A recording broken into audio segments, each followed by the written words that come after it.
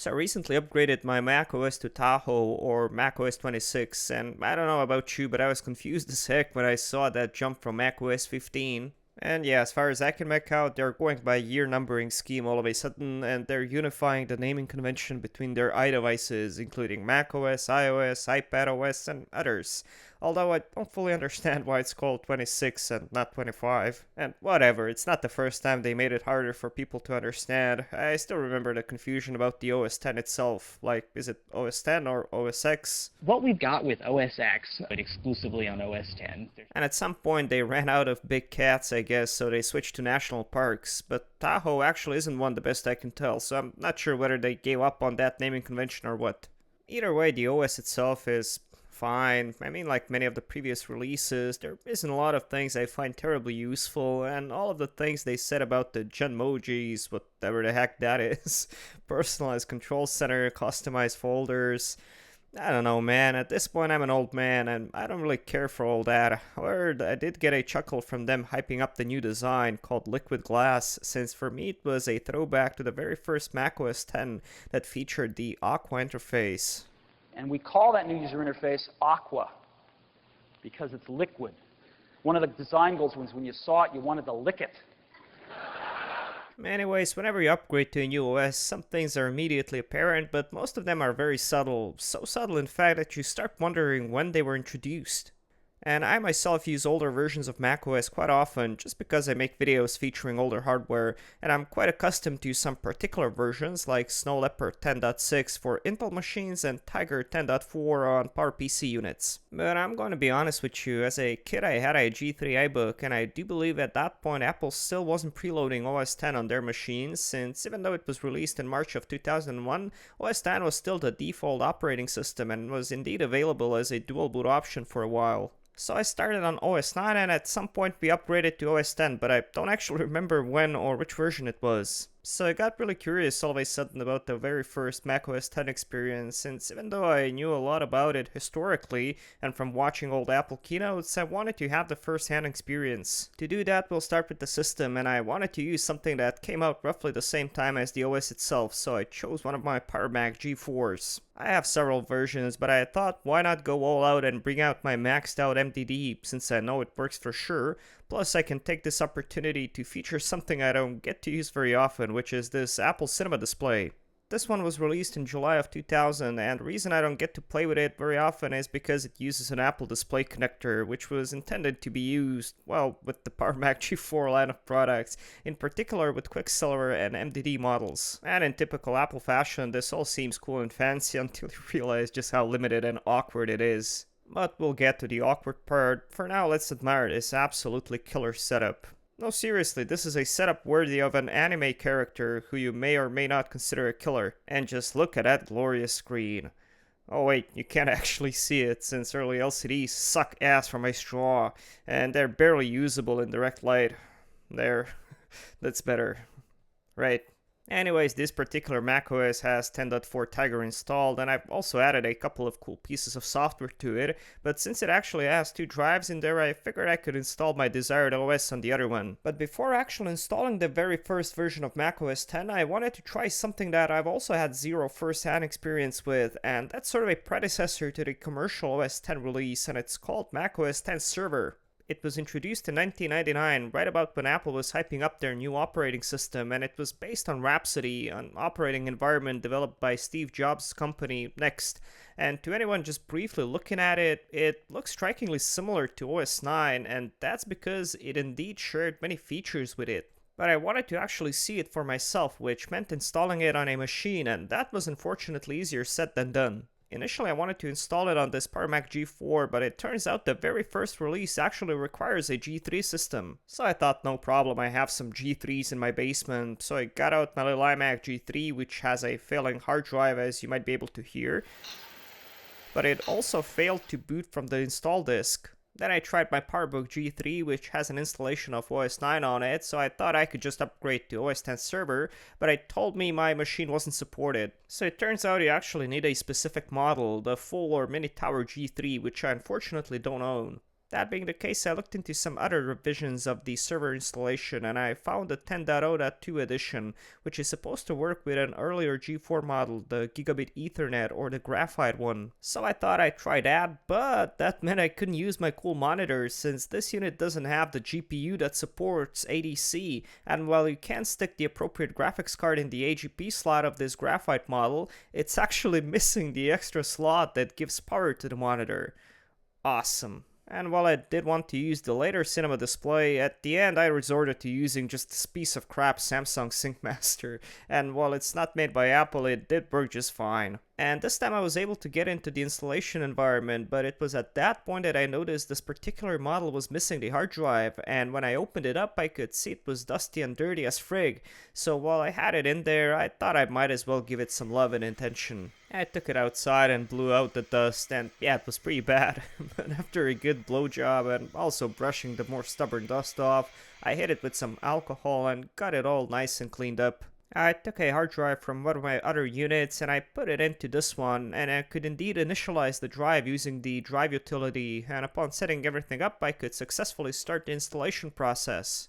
However, once it restarted, it seemed to be stuck on erasing Mac OS server volume. I tried letting it do its thing, but after like 10 minutes of it just sitting there, no progress bar movement, I tried restarting the machine and resetting the installation process. I even tried some other disks, partition sizes and formats, but still the same thing. I was about to burn another copy of a slightly newer OS X server release until... You gotta be shitting me, man. This took like forever. Like, seriously, this took like 20 minutes of nothing happening. I mean, how was I supposed to know that it's just not stuck?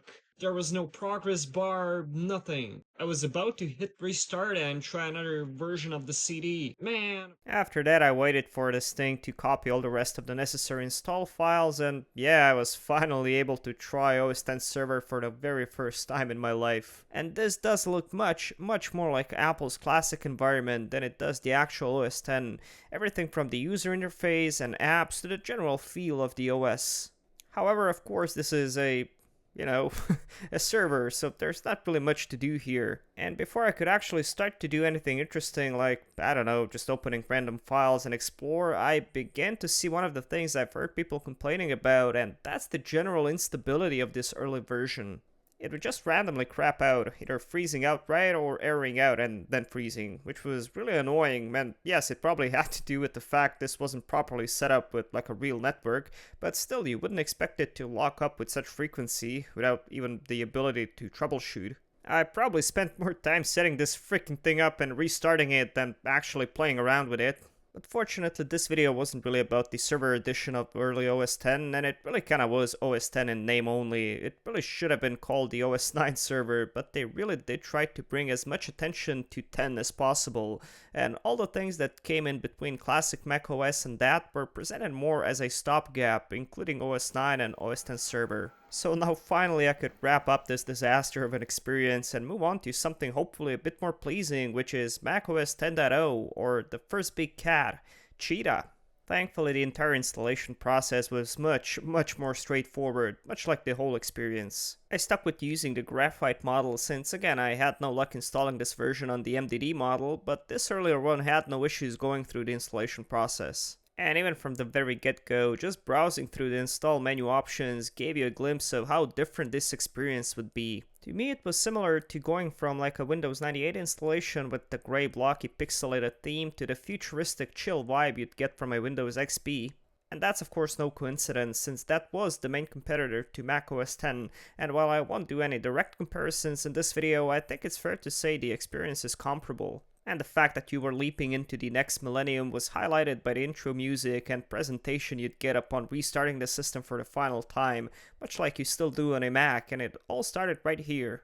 And this set of options is indeed something that started with Cheetah and is still with us in one form or another in Tahoe. And the whole Aqua interface does resemble what they were trying to achieve with Liquid Glass in some regards. And yeah, here we are, the very first commercial release of Mac OS X, and even if you've never used an older Mac in your life, chances are you're going to feel quite familiar with this, although there are some interesting quirks which I'll point out. You can see that the dock sits on the bottom, and there is indeed no way of moving it to the side in this version, which is in fact my preference. It's quite large by default, and that's probably because of how sparsely populated it is, just 10 items, including the trash. Also, at this point there were no spring-loaded folders, and while you could drag a folder to it, it just opens upon clicking on it. And you might be surprised to find the default browser here, which is actually Internet Explorer, since they had an exclusive deal with Microsoft, and they pushed that as the default browser, to the absolute disgust of the Apple fanboys. Next, we have taken a look at browsers out there, and Apple has decided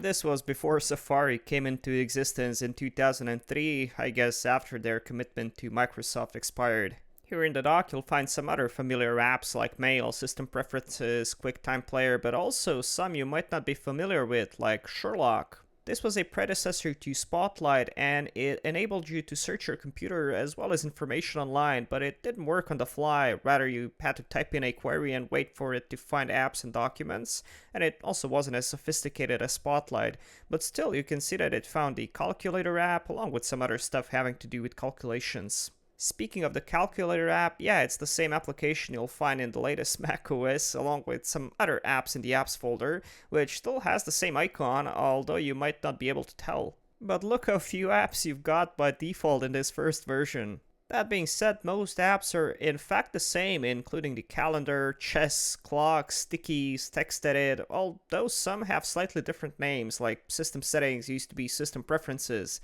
and Address Book is now Contacts. We also have some things we lost along the way, like Sherlock and this folder called Dock Extras.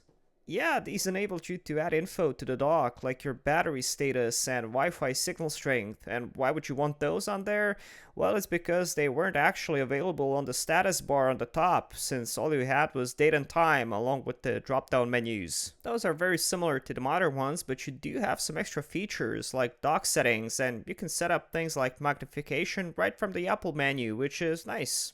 The About This Mac gives you far less info, and if you want the details, you'll have to go to the Utilities folder, which also has some cool extra stuff, like this cool keycaps utility that allows you to check if all of your keys are working and gives you a virtual keyboard.